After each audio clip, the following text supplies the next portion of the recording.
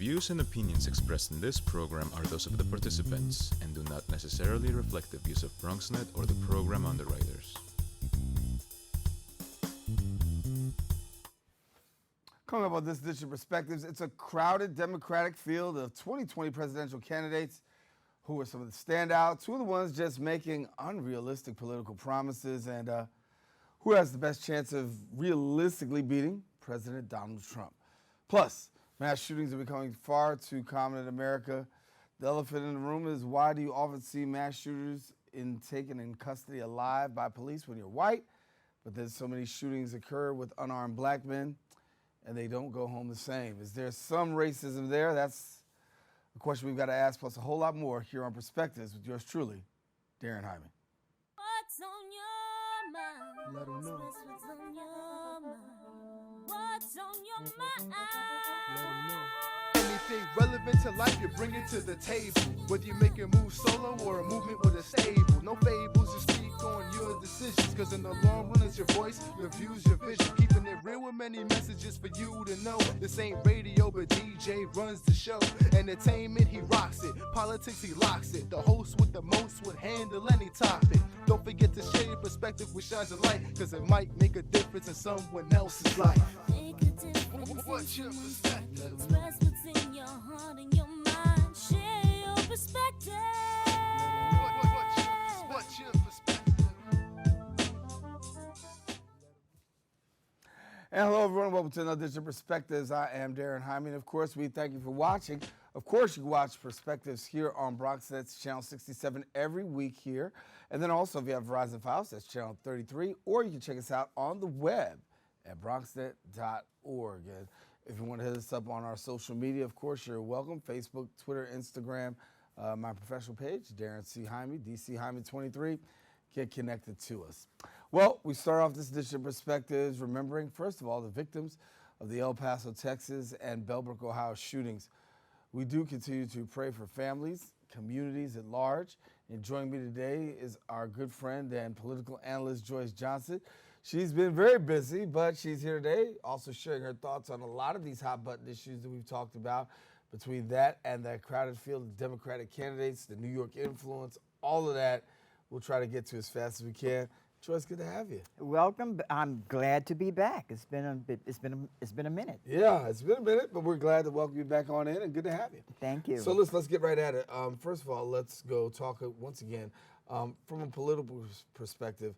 We're again talking about mass shootings, and I don't like using the word thoughts and prayers because it seems to be too cliche, but at the same time, these things are happening all too often now. You're right, and don't feel badly about cliches. Everybody is tired of thoughts and prayers, and what we're clamoring for and almost begging for is action, and not your typical action of they have a right. Someone is deranged, and we've got to look at mental health issues. This assault. And it's getting to the place where this assault, we once wondered who the perpetrators were. We now know that they are white nationalists, they are white supremacists. We also know, on a sidebar to this, that to your, part of your questions, there's a good segment, a reasonable segment of law enforcement throughout the country who are members of white supremacists. So white supremacists have infiltrated law enforcement. That's according to the Southern Center for Poverty Rights. Mm-hmm. I'm forgetting the name, but they've been watching this, a watchdog, for decades and decades. And the influx since, frankly, the catalyst was Obama's presidency, his election. And so, no, thoughts and prayers. The president, going to do the teleprompter president reading his statement about what we cannot do. All of this is falling mute now, and it really becomes to there is a legislation that was passed by the House that's waiting on the desk of Moscow Mitch McConnell. Mm-hmm. That's ready to ban assault weapons, and it's not being done. to act in a real provocative way. He is bought and sold by the NRA. Someone said he has the lowest approval rating ever in his many, many terms, but yet with the money, you can win an election, and he will most likely prevail in Kentucky again. So I'm not about thoughts and prayers, and I think, you know, how many, we're sick and tired of being sick and tired. And conversations keep happening. Conversations, but the conversations are happening, you know, days after, weeks after. There are protests, but there is legislation in front of the Congress. Right. The calls, Nancy Pelosi and Chuck Schumer has asked Mitch McConnell to call back the Congress to call back his part of the governance, a Senate, to act on these very same bills that you know, around gun control, gun safety, regulation, and all of that. And he refuses to do that. And so I don't know what we as Americans, and I have to hope that as many good Republican folks are upset by this as, no, good people. The majority of the American people have been waiting for this for a long time. And I don't know what we can do. And frankly, you know, we will change things in 2020, not party-wise, but just on principles and values and good sense, and for we the people legislation on a host of things. Talk to us about the president for a second. He talked about linking gun control legislation to immigration laws, and that has drawn some serious backlash. I listen to the president when I must. I listen to him because I must. But what he says, does it ever really make any sense? And I guess his statements only make sense when he's reading a teleprompter and has been told that this is what you must say. Something is wrong with the president's reasoning ability, his clarity. He says one thing, he's schizophrenic in his language.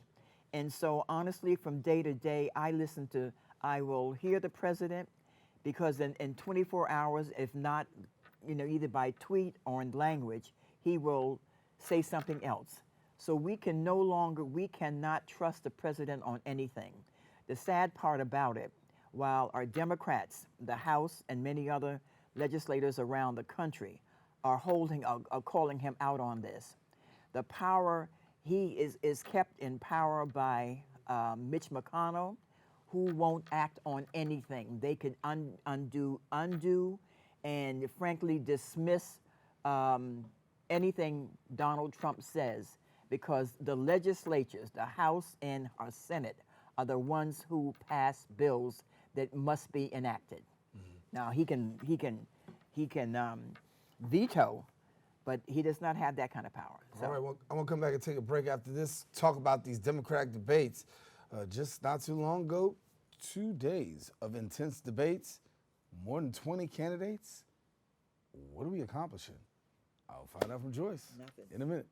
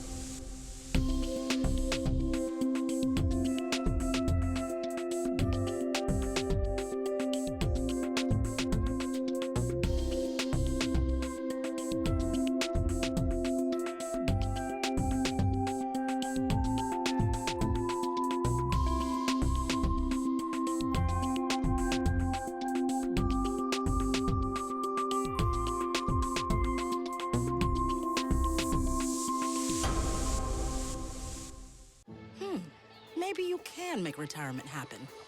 After all, you made this vacation happen. Double points with every purchase? Cleverly merging promotions. Love it. cross-referencing travel sites, and booking all your flights with those. Vouchers. I got us bumped. They were like, oh. But now they're like, aloha. You aced this vacation. Now get the tips you need to get on track at aceyourretirement.org.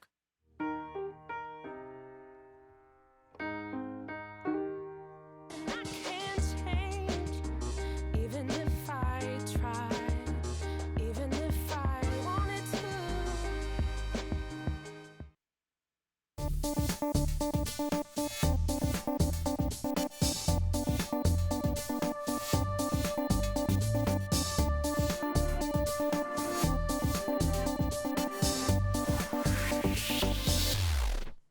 Back here on Perspectives, Daren Jaime here with you, and we are talking with Joyce Johnson. Our conversation centering around the current events of today. Talked a little bit about the shootings, and not a little bit, but extensively about shootings in Ohio and El Paso, Texas.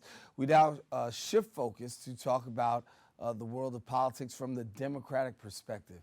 The Democratic candidates are in the presidential race right now, hoping that 2020 is their year. More than 20 candidates are now vying for one seat to go up against President Donald Trump, who is the Republican incumbent. The question is, who's that person going to be? We saw 2 weeks worth, last week, 2 days worth of debates, more than 20 candidates. Any winners, any losers? What do you make of it? Is it too much? I think the losers are the American public or are Democrats who have to watch it. I really do. Why? You know, I respect the fact that anyone has a right to run, and while there are 20 who are, you know, on our side as Democrats, there are actually 807 who have said on some forum that they wanted to be the president. Just because, so the long story short, the process is overwhelming already. And I'm one of these Democrats and live and move around a host of Democrats who are Democratic activists. It's just a little bit too much. Now, we've had two, and certainly the next one is going to be in September. The threshold remains the same. If you can't make, you know, 2% and get 130,000 donors, then you need, you know, you will not be included. But in two separate debates, you know, so we all have preferences. So there's one night and one the other. And the makeup, we might want to see a different kind of, you know, configuration. And so it's overwhelming. Mm-hmm. It's overwhelming. No one has a chance. You hear snippets of their comments and some who are more bashful, they can't get in at all. And so I look forward to it being culled down to something reasonable that we, the people, can manage and absorb and get a good sense of who might be a good candidate. I think, you know, the polls show, frankly, the polls kind of show already who the field, who the rank and file Democrats want. So I don't want this process to go out too long, 4, 5, 6. Right now, I think there are 6 debates, and we will have been worn out. But I think there's, on the other side, you have people who say, listen, you know what? Let the process play out. There are some candidates that we've never heard before.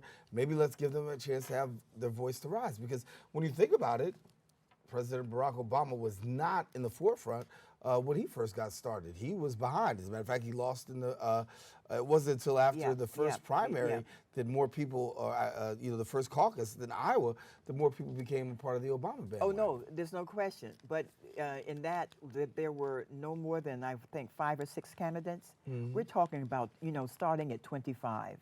You know, that's 5 times what it was. But there's not been a question or an answer in the debates. That is the single most thing that says, oh, that person who I've never heard before is elected from, he or she's elected from wherever. Let's give them a look. And because it just, you know, I appreciate the want of a process. I'm just saying it's overwhelming. It's overwhelming already, and this is not just my opinion. But it will be played out. Mm-hmm. We will go through this because we must find someone who can win. And I think besides issues, you hear the feel and talk, the number one thing, who can win this race? It is not always the person with the best platform, because if they have a good platform, the person who can win can embrace that platform. It is the person, and it's all kinds of things: likability, history, a whole hodgepodge of things. Who will you bring put? it. Let's go right at it. Who you? My gut. Biden Harris. That's my gut. That's my gut. Despite Joe's flops, missteps, and all of that, he still remains around the country the top candidate on a Democratic field. Now, how it will play out, but clearly, the top will be basically that, it is I don't know of anyone who is at 2% or at 1% is going to break out and all of a sudden become number one in the next. But you also have here in New York, and we need to talk about this in the tri-state area, of course. In New York, you've got three: New York, New Jersey, Connecticut. I'll say it like that, tri-state area. You've got representation from at least from three candidates running in the presidential platform. Current New York City Mayor Bill de Blasio. You've got also Senator Christian Gillibrand, yep. And then you also have Senator Cory Booker. Yep. When you talk about these three who hail from this area, give us your report card on them and what you see so far. Well, I probably am in the majority. I think most people, when Bill de Blasio was contemplating, most New Yorkers were not in favor of his running. There's nothing about his presidential run, albeit short-lived, that says that he will be the president. In fact, last night there was a poll done of folks who have a zero chance of ever becoming a candidate and a presidential candidate for the party. Bill de Blasio is in that group, and I'm sorry to say, so is Kirsten, our senator, who I regard highly. So we have people in the Democratic Party who are outstanding at what they do. I particularly like Kirsten Gillibrand, absolutely. And everyone else around the country whose congressman or senator is also running, they have good qualities. But can you then rise to the level to appeal to all of America? And it says most of America are centrist types. I don't know what that means. I consider myself of that somewhat. Close to the center. Close to the center. And so it has got to be the East Coast, the West Coast, but there's big stuff in between that we lost mightily. The heartland, the Midwest. And yes, I'm not talking about Republicans. I'm talking about Democrats who stayed home, or Democrats who didn't hear the right message, or Democrats who were not approached. And so, oh well. Well, I don't know if it was just Democrats that stayed home. I think 54%, Oh, as we know, no, 54% exactly. Yeah. of American eligible voters did not show up in the Exactly. last presidential Exactly. election. Now, I do want to ask this about the Democratic messaging, because I think that if you're going to have success in 2020, one of the things it has to be in order for the Democrats to be able to win, or anyone to be able to win, is you just can't be anti-1600 Pennsylvania Avenue. That's not going to work. But I guess the question is, are we hearing that? Is that resonating in the minds of people? Because I think if you have an anti-Trump message, that anti-Trump message is not enough to guarantee you a White House seat. It is not enough. It wasn't enough in 2016 when it wasn't enough in 2016. But you'd be surprised because a lot more people say it, and as my earpiece falls off, Yeah. a lot more people say because the president's given more ammunition. Well, the president may have done more things since then, but yet still you also recognize that so far to date, an anti-Trump message has not won and gotten anybody anywhere. It will not. It is, people are captured by ideas, persona, vision. I think a universal message of we the people, all for one and one for all. I think if someone comes out with a message like that to say, if anything, without naming anyone, this is a country built on its greatness from people from all sectors of the world. We need folks fired up, ready to go. We need an economy that works for everyone, not tax breaks that works for few. And we need to have a president who believes in one for all and all for one. In addition to our great policies, but we are so damaged, at least let me say this, I'm so damaged, never in my life, and that I won't give the number, but it's been long, Considerable is what you said. considerable and, Considerable. and lofty and whatever. Uh-huh. But never have I, in my life, have I felt so rounded by shoulder and disappointed. I'm a student of history, and I don't know the history that I was taught about the founding of the country, who came and who and on and on and off, and all contributors were welcome. And so we need more than just the policies. It could be great policies, but we are so divided on some fundamental things: race, ethnicity, and privilege. And someone has got to be able to heal that and bring us together. We'll be right back in a few seconds with Joyce. Did you know kids who play outdoors have healthier lungs? Totally. I did. Did you know that boys that play with dolls make better husbands? My son has lots of dolls. But did you know terry cloth diapers breathe better? I did. It's totally true. Oh, yeah, yeah. Did you know that strollers have the right of way on the sidewalk? Yes. Yep, I did. Did you guys Did you know that kids who eat breakfast have higher GPAs? Yeah, I know. Yeah. That's actually what I was going to say. Did you know babies should never touch silver? It's really bad for them. I knew that. Did you guys know that statistically friendly kids have more friends? Yeah. That's obvious. Did you know most people think they're using the right car seat for their kid, but they're not?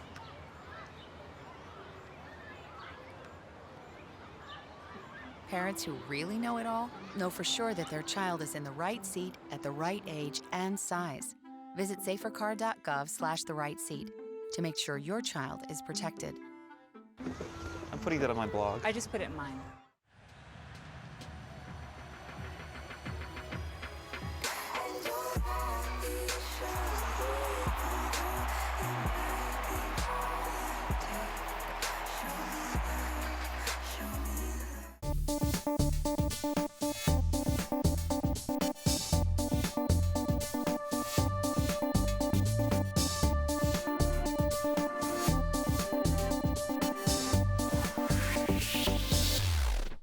Back here on Perspectives, Daren Jaime here with you, talking with Joyce Johnson, and as always, a good time to have a chance to talk politics. You can get so heated behind this because there's so much to talk about, but at the I'm same at time, 212 right now. right? But at the same time, also, it's like, you know, there's a lot to talk about, but then you also want to see a lot of results.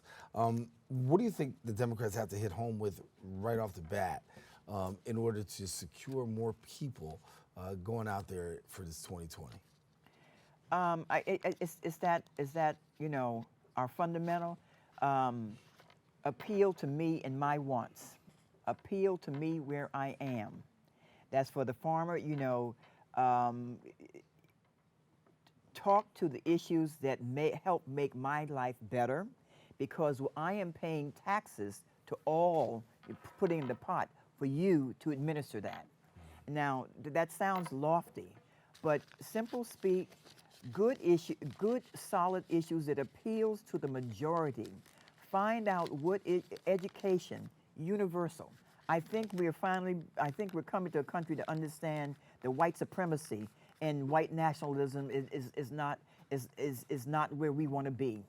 I think we are standing in the world's economy in jeopardy. You know, I think the Russian interference, absolutely, Mueller said it, and it's true. We're all afraid of our election process. Will my vote matter? And all of these things. So the Democrats have got to on the ground, shore these things up, statewide and otherwise. Speak to it, tell the truth. But it's always what's in it for me. It is the economy. And I would not want the economy to tank, because no one does. We're all going to suffer. But Donald Trump could be elected if this economy, you know, keeps going okay. Right. But the thought that he is so schizophrenic that he'll do one thing, he'll do one thing one day and upset the apple cart because he's playing a power with China and Russia and God knows whoever else, South Korea. So, but I think fundamental, we appeal to the American public for our hopes and dreams for our families, one for all and all for one. Education, the environment, matters. A lot of the things that Trump keeps us in the clutter and the clatter elsewhere, and someone has got to focus on those things that will assure our future that we are ignoring. He has dismantled so much of the Obama administration laws and regulations of, to protect the environment, to protect our, our health care and all of that. That's where we go. We have got to get that back, and not for the present and for the future. Now that's a lot. That's a lot. That's a lot, but then just come up with 4 things and drive them home that appeals to everyone. I don't care what race, color, creed, or socioeconomic, whatever. And I think the biggest one is unity in the country. Now there is that segment, a minority, that want to see a civil war. The rest of us want unity in the country. Start there, and then we unify around all other things. Let's see how it works. Well, That's you why should run. You're the analyst, huh? I'm running the other direction. I know my God. I know my job. I'm running the other direction. Joyce Johnson, good to have you. Good to be here. Good to be here. You'll be back soon, God willing. We'll get you back and talk a little bit more. Our political analyst sharing a little bit more about what is going on in the world of politics, particularly with all the mass shootings that just occurred, and then also from the Democratic perspective. That's why we bring other people here to bring their perspectives. Thank you for watching. Thank you for sharing your perspective in just hearing, listening, and watching. Daren Jaime saying take care. God bless. Until next time we meet, stay safe, share your perspective. It just might make a difference in someone else's life. Next time. Rocks it. Politics, he locks it. The host with the most would handle any topic. Don't forget to share your perspective which shines a light, because it might make a difference in someone else's life. Make a difference. What's your perspective? Express what's in your heart and your mind. Share your perspective. What's your perspective? Let them know.